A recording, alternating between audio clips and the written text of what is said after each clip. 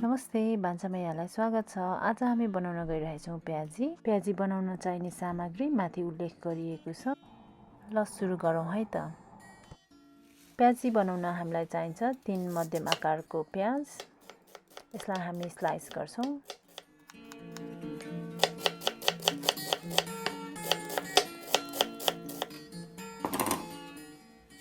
अब हामी काट्छौँ खुर्सानी, हरियो खुर्सानी।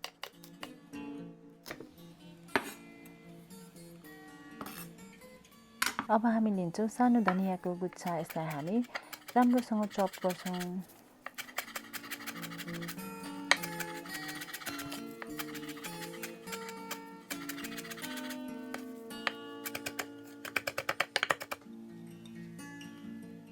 अब हामी लिन्छौँ अघि हामीले काटेर राखेको प्याज। त्यसमा मिसाउँछौँ 1 सानो चम्चा नुन। अब हामी मिसाउँछौँ अघि हामीले काटेर राखेको 2 वटा खुर्सानी।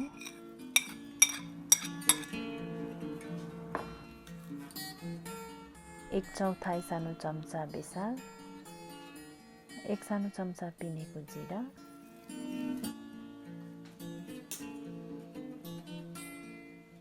2 ठुलो चम्चा काटेको धनिया,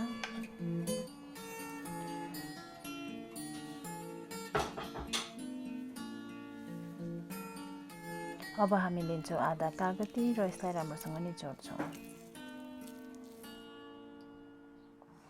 यो निचोडिसकेपछि अब हामी यो मिश्रणलाई राम्रोसँग मिसाउँछौँ।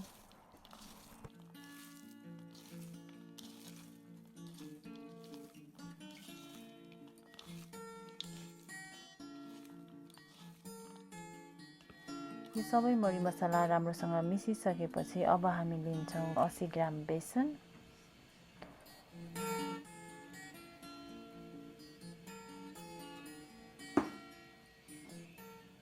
र त्यसमा मिसाउँछौँ 60 ml पानी। अनि फेरि एकचोटि यसलाई राम्रोसँग मिसाउँछौँ।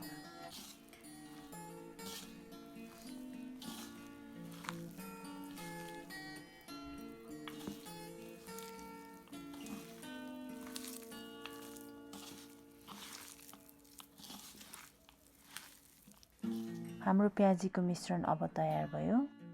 अब हामी अलिक गहिरो भाँडामा तेल तातो गर्छौँ। तपाईँ सनफ्लावरको तेल अथवा भेजिटेबलको तेल जुनसुकै पनि प्रयोग गर्न सक्नुहुनेछ। तेल तातो भइसकेपछि हामी अब अघिको प्याजको मिश्रणलाई सानो सानो भाग लगाएर तेलमा फुराउँछौँ। तपाईले ध्यान दिनुपर्ने कुरा चाहिँ आगो साह्रै ठुलो भयो भने प्याजको बाहिरको भाग मात्र पाक्ने, भित्र नपाक्ने हुन सक्छ। त्यसैले आगो चाहिँ मध्यम राख्न जरुरी छ। यसो गर्नाले प्याजी क्रिस्पी पनि हुन्छ र प्याजको भित्री भाग पनि राम्रोसँग पाक्छ।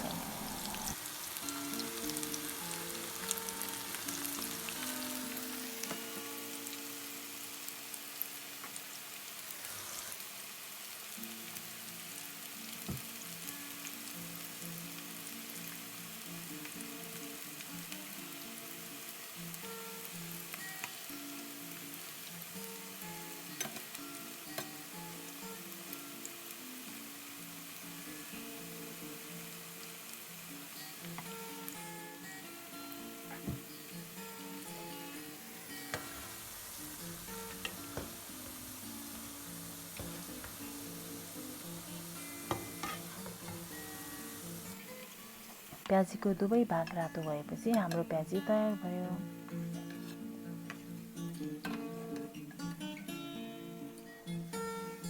हेर्नुस् त,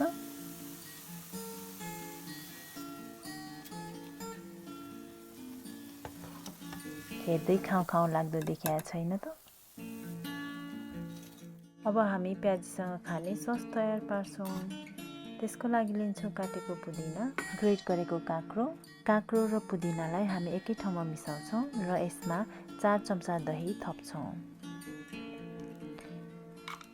यो 3 चिजलाई अब हामी राम्रोसँग मिसाउँछौँ। यसलाई काँक्रो पुदिनाको रायता पनि भनिन्छ।